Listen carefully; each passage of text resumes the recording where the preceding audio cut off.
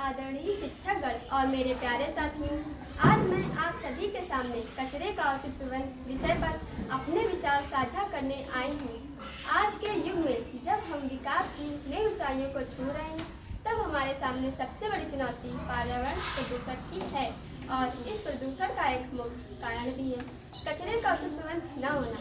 कचरा प्रबंधन का सीधा अर्थ है कचरे को सही तरीके से अलग करना, पुनः उसे प्रयोग में लाना। अगर प्रयोग में ना लाया जा सके तो उसे सुरक्षित तरीके से नष्ट करना।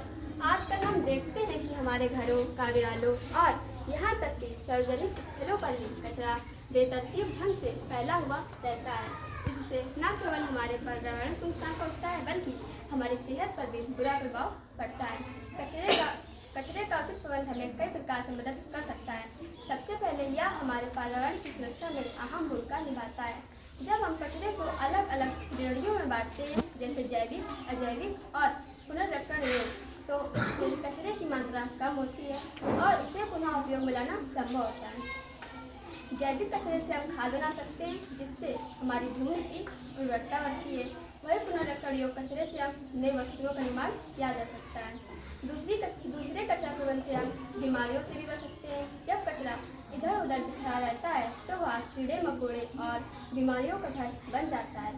सही तरीके से कचरा निपटान करने से हम इन समस्याओं से बच सकते हैं और अपने आसपास की सफाई बनाए रख सकते हैं।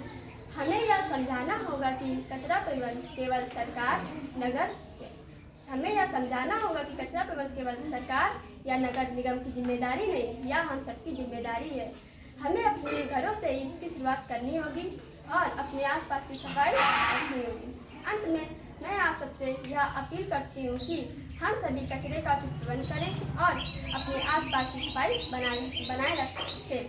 हमें धन्यवाद।